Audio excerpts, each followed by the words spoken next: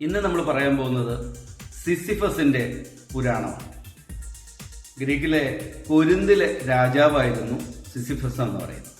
അതിബുദ്ധിമാനും അതേസമയം വഞ്ചകനുമായിട്ടുള്ള കുടില തന്ത്രങ്ങൾ മെനയുന്ന ഒരാളായിരുന്നു സിസിഫസ്. മനുഷ്യനെയും ദൈവന്മാരെയും ഒക്കെ പറ്റിച്ച് ജീവിക്കുക എന്നുള്ളതായിരുന്നു സിസിഫസിന്റെ പ്രധാന പരിപാടി.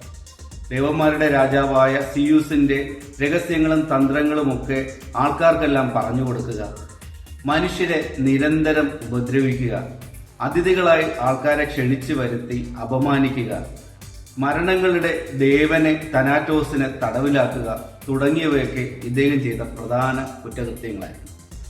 ഇദ്ദേഹത്തിനെ പിടികൂടുവാനായിട്ട് തനാറ്റോസ് മരണങ്ങളുടെ ദേവൻ ഇദ്ദേഹത്തിന്റെ അരികിൽ വരികയും എന്നാൽ സിസിഫസ് മരണങ്ങളുടെ ദേവനെ കബളിപ്പിച്ച് തടവിലാക്കുകയും ചെയ്തു. മരണങ്ങളുടെ ദേവൻ തടവിലായതോടുകൂടി ഭൂമിയിൽ മരണമില്ലാതെ മനുഷ്യർ മരിക്കാതെ ജീവിക്കുന്ന ഒരു അവസ്ഥ ഉണ്ടാവുകയും യുദ്ധത്തിലും മറ്റും പരിക്കേറ്റ പടയാളികൾ മരണമില്ലാതെ നരകിക്കുന്ന ഒരു അവസ്ഥ ഉണ്ടാവുകയും ചെയ്തു. അതോടുകൂടി ദൈവങ്ങൾ ഈ വിഷയത്തിൽ ഇടപെടുകയും യുദ്ധങ്ങളുടെ രാജാവായ ആരസ് നേരിട്ട് വന്ന് തനാറ്റോസിനെ മരണങ്ങളുടെ ദേവനെ മോചിപ്പിക്കുകയും സിസിഫസിനെ പാതാളത്തിലേക്ക് തള്ളിയിടുകയും ചെയ്തു.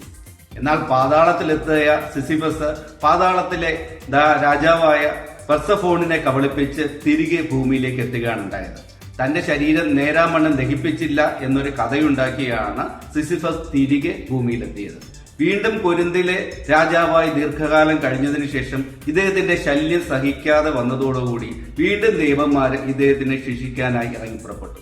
ഒടുവിൽ സിസിഫസിനെ പിടികൂടി ഒരു വലിയ മലയുടെ ചുവട്ടിലെത്തുകയും ഈ മലയുടേക്ക് മുകളിലേക്ക് സിസിഫസിനോട് ഒരു വലിയ പാറക്കല്ല് ഉരുട്ടിക്കയറ്റാൻ ആവശ്യപ്പെടുകയും ചെയ്തു. ഈ പാറക്കല്ല് മലയുടെ ഉയരെ കൊണ്ട് വെക്കുകയാണ് സിസിഫസ് ചെയ്യേണ്ടത്.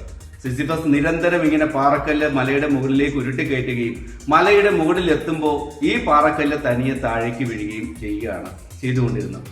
നിരന്തരമായി സിസിഫസ് ഇപ്പോഴും ഈ പാറക്കല്ല് മലയുടെ മുകളിലേക്ക് ഉരുട്ടിക്കയറ്റുകയും ഇത് താഴേക്ക് പതിക്കുകയും ചെയ്തുകൊണ്ടിരിക്കുകയാണ്.